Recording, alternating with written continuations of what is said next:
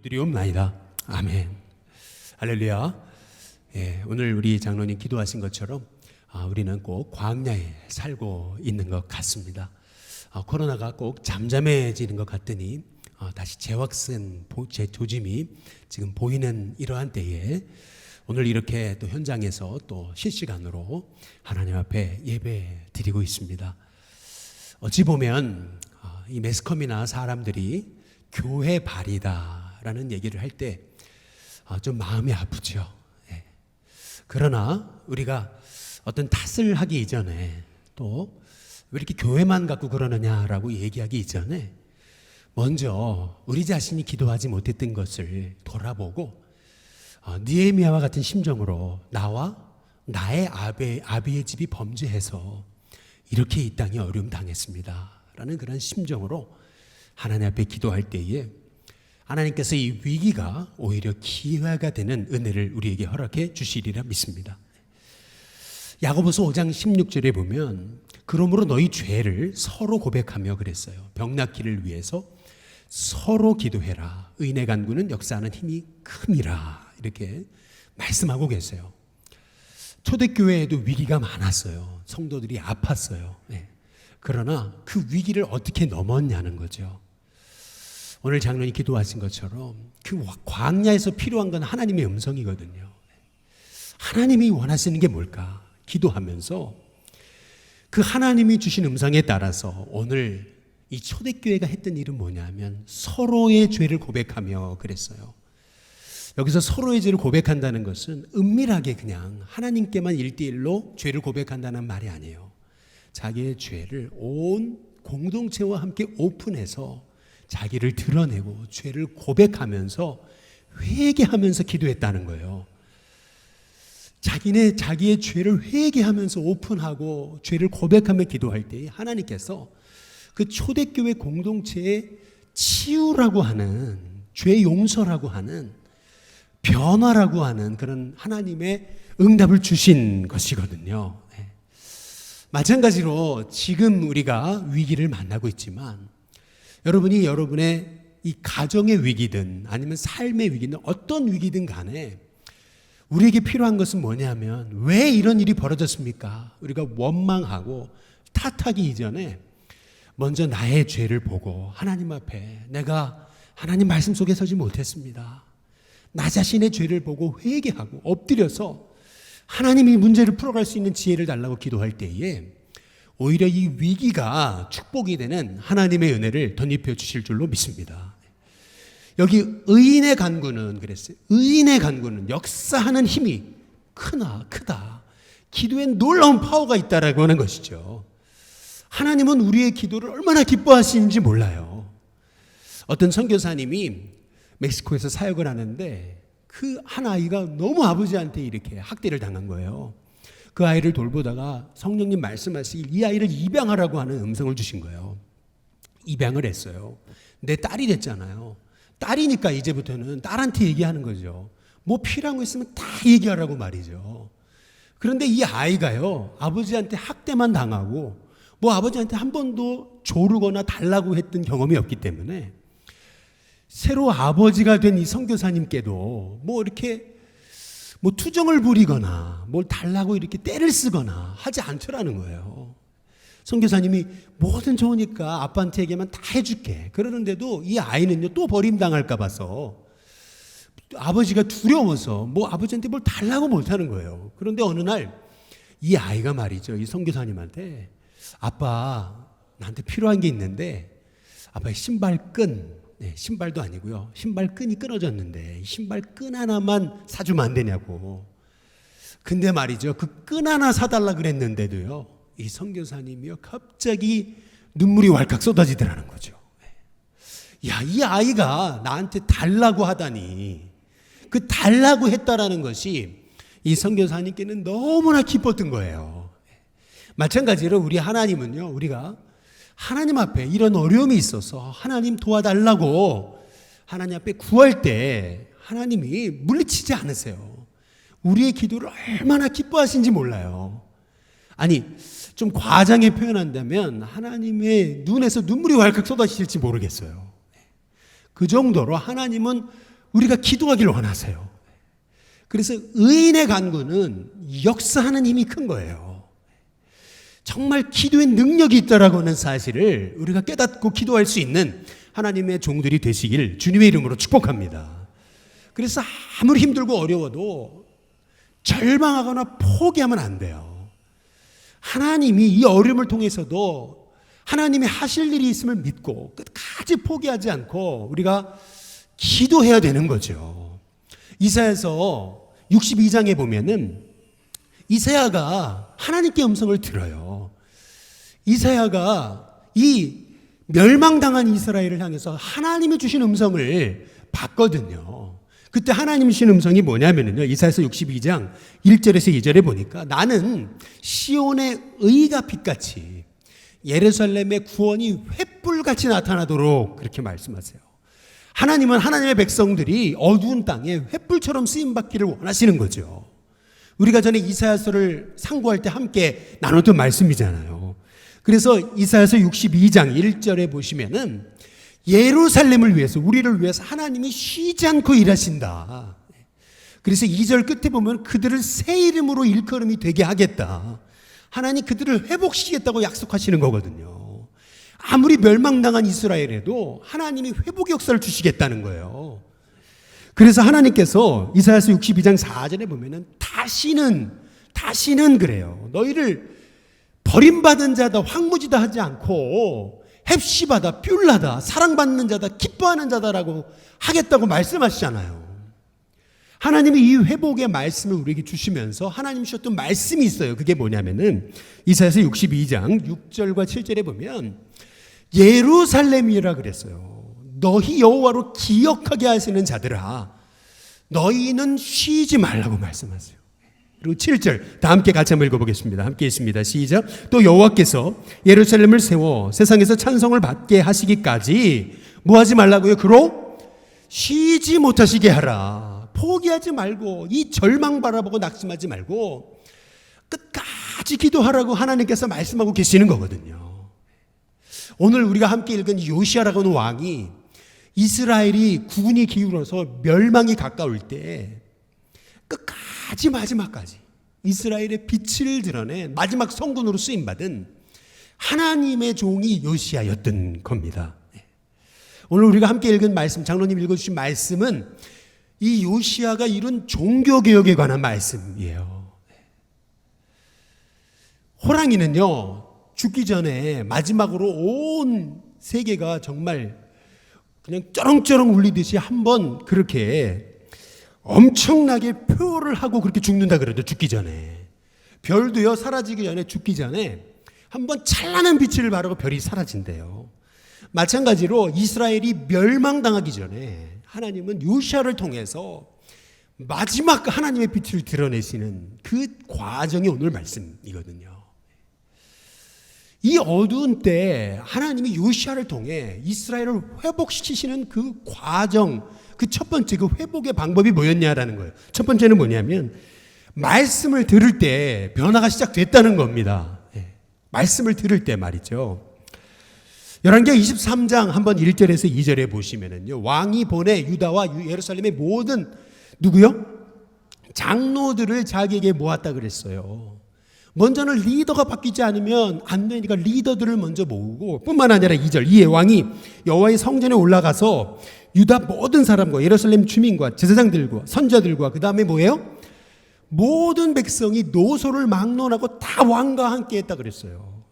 왕이 어떻게 했냐면 여호와의 성전 안에서 발견한 언약책의 모든 말씀을 읽었다 그랬어요. 그래서 이 모든 무리의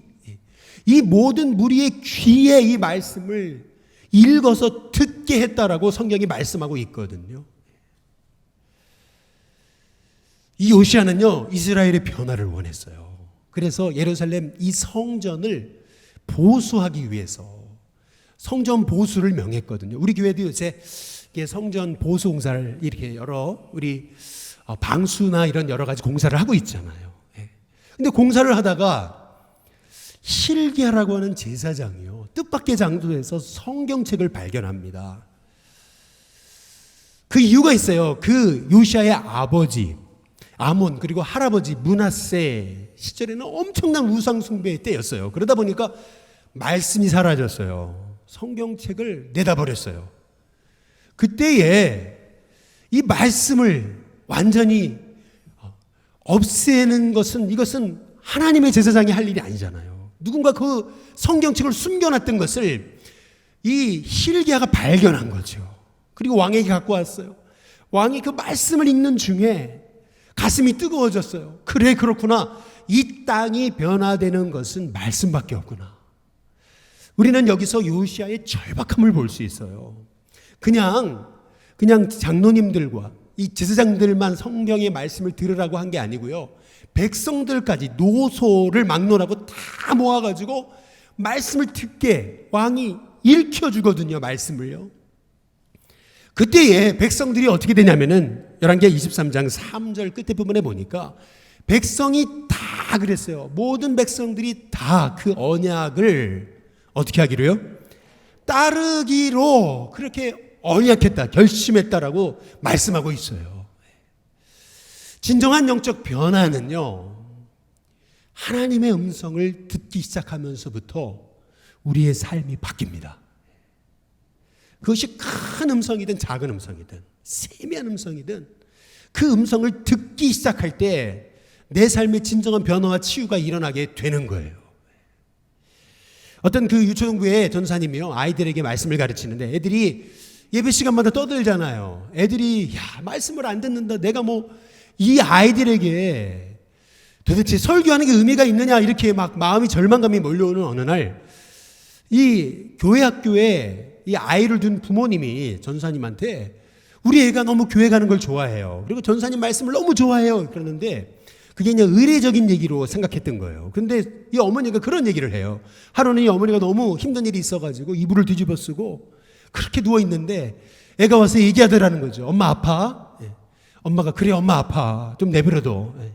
그랬더니 엄마가 아프다 그러니까 이 애가 뭐라 그러냐면은 엄마 주일날 우리 전사님이 우리의 마음에는 예수님이 계신다 그러셨어. 그러니까 엄마 너무 마음 아파하지 마. 엄마 힘내. 이러면서 엄마를 이렇게 쓰다듬어주고 나가는데 이 어린아이가 엄마 마음에 예수님이 계셔. 그러니까 아파하지 마. 라고 하는 그 말을 이 엄마가 하는 얘기를 듣고 엄마가 너무 놀라가지고 엄마가 그 자리에서 그 힘든 거를 그냥 박차고 일어나가지고 회복이 됐다는 얘기예요. 근데 전사님이 이 얘기를 듣자마자 너무 감격한 거예요. 야, 우리 아이들이 말씀을 듣고 있었구나. 이 말씀이 소용없는 게 아니었구나. 아이들이 떠들기만 하고 장난만 치는 줄 알았더니 그게 아니었구나. 우리 아이들의 마음에 이 말씀이 들어가니까 이 어린 아이들도 부모님과 또 그 가정에 소망이 되는 아이로 바뀌어지는구나 라고 하는 사실을 깨닫고 이 전사님이 그냥 왈칵 눈에서 눈물이 쏟아졌다라고 하는 얘기죠. 마찬가지로 이 땅에 이 어두운 때, 이 광야 같은 이 세월을 사는 우리에게 정말 필요한 것은 하나님의 말씀이 만나인 거예요. 이 만나인 말씀이 우리에게 들려줘야 된다는 거죠. 이 말씀이 들려질 때 저와 여러분에게 이 어두운 시대를 믿음으로 승리하고 어두운 시대를 위기를 기회로 바꿔가는 하나님의 종으로 하나님이 변화시켜 주시리라고 분명히 믿습니다. 두 번째로 오늘 이 요시야는요, 말씀을 듣기만 한 게 아니에요. 들은 말씀을 직접 삶에 적용하고 실천했습니다. 우리가 하나님의 말씀을요, 듣기만 하면 안 돼요. 왜냐하면 듣기만 하면 귀만 커져요. 사람이 귀만 커지면은요, 아는 것만큼 말씀의 적용이 일어나지 않으면 우리는 상황을 판단만 하고요, 세상을 이길 힘이 없어지는 거예요. 자꾸 판단하는 눈만, 귀만 커져가지고 우리가 이 땅에 진정한 소망이 되는 삶을 살 수가 없는 거예요. 판단만 하기 시작하면은 내 은혜가 사라지고 그러고 나서 말씀은 아는데 내가 살아갈 힘을 잃어버리는 거예요. 실은 말씀의 능력은 살아갈 힘을 주시는 거거든요. 그래서 그 말씀이 필요하고 그 말씀이 내 것이 되려면 이 말씀을 나에게 적용하는 은혜가 필요한 거예요. 근데 적용하는 게 쉽습니까? 어렵죠. 말씀을 하나라도 내 삶에 적용하려고 하면요, 먼저 가장 큰 현상은 고통이 따르는 거예요. 말씀대로 살려면은요, 얼마나 힘든 일이 벌어지는지 몰라요, 사실은요. 예. 말씀대로 살려다 보니까요, 내가 내려놔야 될 게 한두 가지가 아닌 거예요. 포기해야 될 게 한두 가지가 아닌 거예요. 그러나 그럼에도 불구하고 말씀을 내 삶에 적용하지 않으면 나는 10년, 20년, 30년 신앙생활을 해도 나는 변화 없는 그리스도인이 되고 마는 거예요. 그래서 내게 주신 하나님의 음성이 작은 거라도 그 말씀에 내가 순종하려고, 반응하려고, 그 말씀을 내 삶에 적용하려고, 실천하려고 애쓰는 하나님의 종이 될 때에 하나님께서는 저와 여러분을 통해서 하나님의 계획하신 뜻을 이루시는 줄로 믿으시기를 주님의 이름으로 축복합니다. 그래서 여기 열왕기하 23장 4절부터요 20절까지가 요시야가 말씀을 실천하는 말씀이에요. 오늘 여기 보면은 23장 4절에 왕이 그랬잖아요. 제사장들을 모았어요. 그래서 명령합니다. 뭐라 그러냐면 이 성전 안에 있는 모든 우상을 다 내어다가 불살하라. 근데 이 요시야가 어느 정도 말씀을 실천하냐면요, 열왕기하 23장 13절에 보면은 옛적에 그랬어요. 이스라엘 왕 솔로몬이 그랬거든요. 솔로몬이 시돈 사람에 가증한 아스타롯과 모압 사람에 가증한 그모스와 암몬 사람에 가증한 밀곰을 위해 세웠던 우상들, 참 아이러니하지 않아요? 솔로몬이 세웠던 우상이요, 지금 아직 요시야 때까지 우상이 그대로 있었어요. 왕들이요, 다른 건 다 건드렸지만 뭐만 못 건드렸냐면요, 후궁들을 위한 우상의 산당들은 못 건드렸던 거예요. 그런데 이 요시야는요, 그것까지 철폐합니다. 완전 말씀에 순종하기 위해 철저하게 하나님 말씀대로 자신의 삶을 적용했던 것을 볼 수가 있는 거예요. 이스라엘이요, 한번 타락하기 시작하니까 말씀과 멀어지니까 어느 정도 멀어지냐면은 열왕기하 23장 7절에 보면요, 너무 충격적인 얘기가 나와요. 여호와의 성전 가운데 뭐가 있었어요? 남창의 집이 있었다고 그러잖아요. 얼마나 충격적입니까? 야, 어떻게 성전에 남창의 집이 있나? 10절에 보면은 몰록에게 드리기 위하여 자기 자녀를 그랬어요. 불에다가 던져버리는 자녀를요, 불에 태워가지고 제사로 바치는 그 우상, 하나님이 가장 가증히 여겼던 그 몰록의 제사를 이스라엘이 드리고 있었다는 거예요. 이것을 철폐하기 위해서 요시야가 얼마나 몸부림을 쳤는지, 정말 처절하도록 요시야가요, 이스라엘의 멸망을 바라보면서 이 땅이 변화되기 위해 포기하지 않고 정말 철저하게 말씀을 내 삶에 적용해 가는 것을 우리가 이 말씀을 통해서 볼 수 있는 거거든요. 마찬가지로 이 땅에, 이 광야 같은 세상 속에서 우리가 이 어려운 시대 가운데 저와 여러분이 승리하는 비결은 말씀에 반응하는 것입니다. 말씀이 들려지고 뿐만 아니라 그 작은 음성에도 우리가 순종하고 결단해서 내 생각에 내 감정과 기분과 상황이 아니라 그 말씀대로 내가 내 삶의 방향을 맞추기로 애쓰고자 결단할 때 저와 여러분을 통해서 하나님이 놀라운 변화의 일들을 이루실 줄로 분명히 믿습니다. 부산의 세기록교회라고 혹시 들어보셨는지 모르겠어요. 이 부산의 세기록교회는요, 본래 한 20여 명밖에 모이지 않던 작은 교회였어요. 그런데 손현보 목사님이라는 분이 이 교회에 이제 부임을 하시게 되면서요, 얼마나 열심히 전도했는지요. 처음에는요, 이게요, 너무 전도가 안 되고 어려우니까요. 하나님 못하겠다고, 이제 못할 것 같다고, 하나님 너무 힘들다고, 어떻게 해야 되겠냐고 하나님 기도하는데 하나님이 음성을 주시더라는 거예요. 그 음성이 뭐냐면 두 가지만 힘들고 어려울 때마다 하나님 물으라는 거예요. 첫 번째는 뭐냐면은 왜 안 됩니까? 이걸 물으라고 그러신 거예요. 왜? Why? 왜 안 됩니까? 이걸 물으라는 거예요. 하나님 왜 안 됩니까 도대체? 몸부림치는데 왜 안 됩니까? 이거였고요. 두 번째, 하나님이 꼭 물으라고 하신 것은 어떻게 해야 됩니까? 라는 걸 물어보라고 하시는 거예요. 왜? 어떻게? 그래서 항상 어떤 문제에 봉착될 때마다 왜? 어떻게?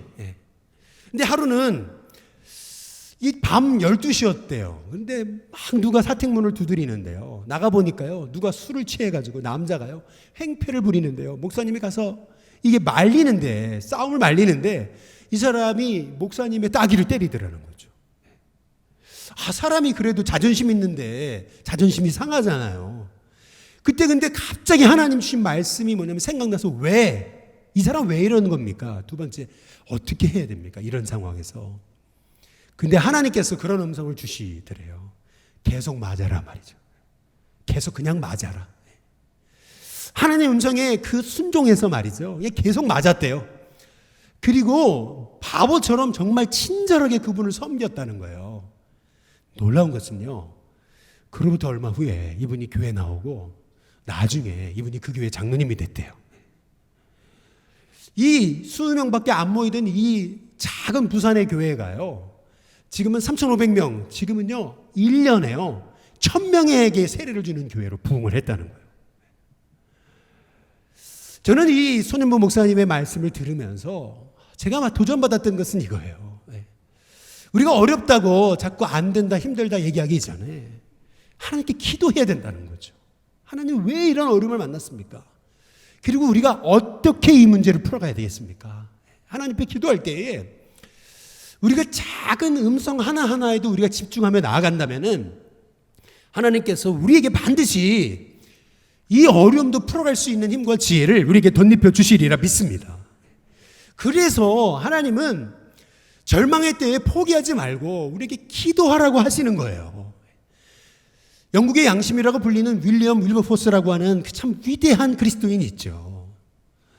이분이 예수님을 만나고 성령 체험을 하고 나서요, 자기가 정계에 있다는 것이 너무 진절머리가 나서 정계에서 떠나려고 그랬어요. 그런데 어떻게 하면 좋을까 해가지고 여러분 잘 아시는 그 존 뉴턴 목사님, 이분을 찾아가가지고 물어본 거예요. 내가 어떻게 하면 좋겠냐고. 그랬더니 이 존 뉴턴 목사님이 이런 얘기를 한 거예요. 영국의 국회가 당신의 사역지입니다. 영국 국회를 떠나지 말라고.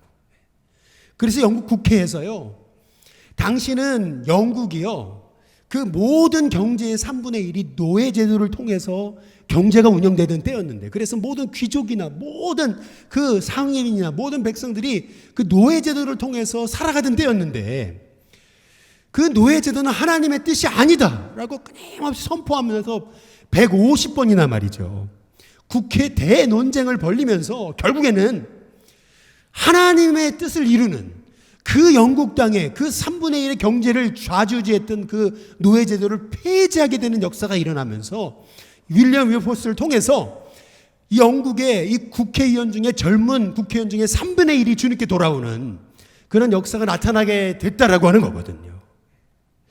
마찬가지로 우리에게도 이러한 하나님의 사람이 필요하다는 거죠. 아무리 시대가 어둡고 절망적이라도 하나님은 하나님의 계획대로 쓰시고자 예비하시고 찾으시고 준비시키시는 하나님의 종이 있다는 거죠. 저는 저와 여러분이 이렇게 하나님 앞에 하나님의 말씀에 민감하게 반응하고 그 말씀 하나하나를 내 삶에 적용하면서 그 말씀대로 살아가고자 우리가 몸부림치는 이런 요시아의 절박함이, 간절함이 있게 되시기를 주님의 이름으로 축복합니다. 마지막 세 번째로 이 요시아는요, 환경 때문에 절망하지 않았어요. 대신 끝까지 거룩을 위해 몸부림을 쳤습니다. 요시아가 뜻밖의 성전에서 hilki야를 통해서 성경책을 발견하고요, 이게 말씀을 처음 읽게 되면은 이게 무슨 뜻인지 잘 모르잖아요. 그래서 이게 무슨 뜻인지 당시에 정말 기도하던 그 여선지라고 불리던 훌다에게 이게 무슨 뜻인지 묻습니다.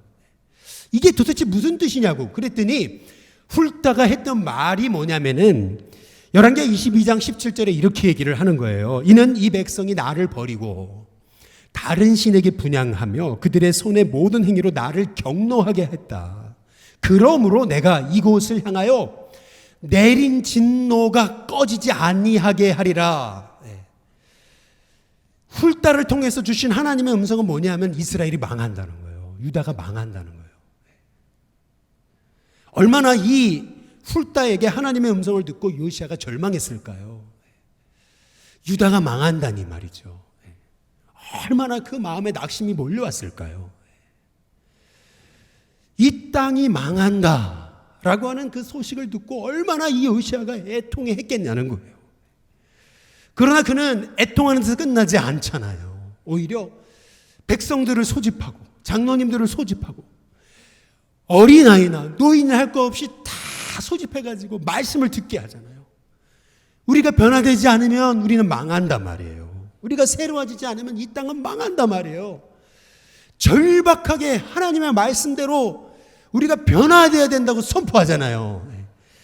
그럴 때 하나님께서 그 유다 땅에 요시아를 통해 마지막 큰 빛을 보게 하시는 것이거든요. 과거에 6.25가 터졌을 때 우리 한국 교회는요, 공산당이 쳐들어오면서 얼마나 어려움을 겪었습니까? 죽을 걸 알면서도 많은 목회자와 장로님들이요, 끝까지 교회를 지켰어요. 죽을 걸 알면서도 말이죠. 순교당할 것을 알면서도요, 성전이 불타고 폭격을 맞고 공산당에 잡혀서 죽임당할 것을 알면서도 끝까지 교회를 지킨 거예요. 그 끝까지 교회를 지켰던 사람, 믿음의 사람, 요시아 같은 하나님의 종, 윌리엄 윌버포스 같은 하나님의 종이 있었기 때문에 그 땅이요, 우리 이 땅이 다시금 소망을 얻어서 전쟁 이후에 한국교회가 위대하게 부흥을 한 거고요. 마찬가지로 지금 우리가 코로나로 어렵지만은 이런 어려운 때에 우리가 정말 말씀에 서서 말씀에 귀 기울이고 기도하기 시작하면 지금은 우리가 아무것도 할 수 없는 것처럼 보이지만 하나님께서 저와 여러분을 통해서 또다시 하나님의 놀라운 역사와 부흥의 때를, 찬란한 하나님의 영광의 때를 우리에게 허락해 주실 줄로 믿습니다. 어느 그 사모님이요, 칠순잔치에 어느 성도님의, 자기 교인의 성도님의 칠순잔치를 갔는데 너무나 참 안타깝더라는 거예요. 아니, 평생 믿음으로 살아온 그런 권사님인데 어떻게 권사님 가정이 이렇게 어려울 수 있을까? 참, 하나님 이렇게 믿음으로 사셨는데 그래도 이 가정 잘 되게 하시고 자녀들 잘 되게 하셔야죠. 하나님 이게 뭡니까? 이제 이렇게 하나님 앞에 안타깝게 하나님 앞에 속으로 이렇게 기도하는데 하나님 말씀하시더라는 거예요. 너 왜 환경 보고 이 상황 보고 낙심하고 절망하느냐는 거예요. 지금까지 달려온 것만큼 끝까지만 달려오라는 거예요. 그러면 내가 지금 여기 이 자녀들이 이 부모를 위해서 이렇게 잔치를 준비한 것처럼 내가 이 가정을 위해, 너를 위해, 너희 교회를 위해 큰 잔치를 준비해놨다고 하나님이 말씀하시더라는 거죠. 마찬가지예요. 여러분, 우리가 여지껏 믿음으로 달려왔는데 하나님 이게 뭡니까? 이것이 아니라 그래, 지금 달려온 것처럼 계속 포기하지 말고 실망하지 말고 끝까지만 달려라. 그러면 내가 너를 위해 큰 잔치를 준비했다. 여러분, 이것이 저와 여러분을 향한 하나님의 약속의 말씀임을 믿으시기를 주님의 이름으로 축복합니다. 전 세계의 최대 이슬람 국가는 사우디도 아니고 파키스탄도 아니고 이란도 아닙니다. 전 세계의 최고 이슬람 국가는 인도네시아예요. 그 인도네시아 땅에 2006년인가 5년인가요? 저희 춘천에서 사역하시던 우리 목사님 한 분이, 부목사님 한 분이 그 늘 푸른 교회라고 하는 교회에 담임으로 부임하셨어요. 거기는요, 교회를 지어도요, 십자가를 못 걸어요. 이슬람 국가이기 때문에요. 그냥 건물로 짓는 거예요. 교회가요, 교인이 많지 않았어요. 한 100여 명 모였어요. 그 100여 명 모이는 교회요, 600명 정도 수용할 수 있는 예배당을 지으니까 얼마나 어려웠겠어요. 얼마나 그 어려움 중에도요, 교인들이요, 1년 내내 24시간 하루도 빼놓지 않고요, 1시간도 빼놓지 않고 80명이 돌아가면서 매일 교회를 위해 기도한 거예요. 교회가 건축되는 과정뿐만 건축되고 나서도 빚이 해결이 안 됐잖아요. 그러니까 또 6개월 동안 같이 기도하는데요, 참 놀라운 거예요. 그 어려움에 집중하지 않고 성도들이 한 마음이 돼서 포기하지 않고 끝까지 하나님 앞에 기도하기 시작할 때 지금 인도네시아의 그 모든 교파를 초월해서 가장 큰 교회로 우뚝 섰습니다. 하나님께서는요, 기도하는 자의 기도를 외면하지 않으세요. 저는 우리 신교회 성도님들이 의인의 간구는 역사하는 힘이 크다. 여러분, 이 말씀을 단순하게 믿음으로 받으시기를 주님의 이름으로 축복합니다. 기도하는 자를 하나님 얼마나 존귀하게 세우시는지 여러분 그것을 아셔야 돼요. 제가 이 말씀만 드리고 마치겠습니다. 역대상을 보면 1장부터 9장까지 한번 펼쳐보세요. 그러면 낳고 500명의 이름이 나오잖아요. 약 500명의. 그냥 다 낳고 나요. 그런데 우리가 잘 아시다시피 역대상 4장 9절에 10절에 보면은 야베스에 대한 얘기가 나오잖아요. 근데 거기 4장 9절에 보면은 야베스에 대해서 이렇게 얘기해요. 야베스는 그의 형제보다 뭐라 그래요? 귀중한 자라고 얘기해요. 어찌 보면 그 500명의 사람보다 가장 귀중한 자였다고 얘기하는 것일지 몰라요. 우리가 보통 귀중하다고 할 때, 소중하다고 할 때 어떤 사람을 소중하다 그러죠? 우리 일신교회도 이분은 없어서는 안 되는 성도님들이 계시잖아요. 이런 분들이 없으면 우리 교회가 지탱할 수 없는, 이런 분들을 소중한, 귀중한, 없어서는 안 되는 분이라고 그러잖아요. 마찬가지로 이 역대상 1장부터 9장까지의 이 500여 명의 사람들 중에 하나님 보실 때 귀중한 자, 그게 야베스라는 인물이라는 거예요. 여러분 그거 아시나요? 야베스는요, 성경에 이 사람이 딱 한 사람입니다. 야베스라는 이름이 나오거든요, 성경에. 근데 그때는 지명 이름이거나 아니면 성, 캐슬, 성 이름이에요. 인명으로는 이 사람 한 사람 딱 한 명이에요. 근데 오늘 여기 역대상 4장 9절에 다시 보시면은요, 우리가 잘 아시다시피 야베스는 그의 형제보다 존귀한 자인데 그의 누가요? 어머니가 그의 이름을 붙이기를 이르되 야베스라 하니 이는 내가 수고로이 낳았다 함이더라 이렇게 얘기하잖아요. 이스라엘은 자녀의 이름을 아버지가 지어요. 근데 어머니가 지었다는 얘기는 아버지가 없다는 거 아니겠어요? 근데 어머니가 아들을 이름을 짓는데 고통이라는 야베스라는 이름을 지었다. 이거 참 마음이 짠한 거 아니겠어요? 우리식으로 말하면 금수저도 아니에요. 은수저는 흑수저. 완전 흑수저 중에 흑수저라는 얘기죠. 이 야베스의 기도를 보면은요, 얼마나 절실한지 몰라요. 10절에 한번 보시면은 그가 이렇게 기도하잖아요. 주의 손으로 나를 도우사. 나로 환난을 벗어나. 제발 근심 좀 없게 해달라고. 이게 야베스의 기도였죠. 얼마나 마음이 짠합니까? 이렇게 어려움 중에 하나님 앞에 기도했던 사람이잖아요. 근데 그 다음 뭐라 그래요? 하나님이 그가 구하는 것을 허락하셨다 그러잖아요. 여러분 이 시대에 하나님이 존귀 여기는 자는 기도하는 자예요. 아무리 내 삶의 여건이 고통이고 광야고 환난이고 고난이고 끝이 안 보이는 고난 중에 있다 하더라도 하나님은 기도하는 자의 기도를 들으십니다. 의인의 간구 역사하는 힘이 큰 거예요. 하나님은 그래서 요시아를 일으키시고 때마다 일마다 하나님은 야베스 같은 인물을 일으키시고 또한 저와 여러분을 일으키셔서 하나님이 이 시대를 밝히기를 원하시는 거예요. 하나님은 저와 여러분이 그 존귀한 자가 되기를 원하세요. 그렇게 인생이 어려워서 이 환난 좀 벗어나고 근심 좀 없게 해달라고 하나님 앞에 기도했던 그런 절박한 기도를 하나님 들으셔서 그를 형제 중에 가장 귀중한 자로, 소중한 자로, 옛날 성경에 존귀한 자로 세우시잖아요. 여러분 그런 하나님의 은혜를 저와 여러분이 보게 되시기를 주님의 이름으로 축복합니다. 그것이 바로 기도인 거예요. 500명의 성도가 있어도 기도하는 한 사람이 하나님이 찾으시는 사람인 거예요. 저는 우리 신교회 성도님들이 그런 기도하는 존귀한 하나님의 종으로서 끝까지 포기하지 않고 하나님 앞에 기도함으로 하나님이 존귀하다 여기시는 하나님의 종들이 다 되시기를 주님의 이름으로 축복합니다. 기도하겠습니다. 좋으신 하나님 감사를 드립니다. 시대가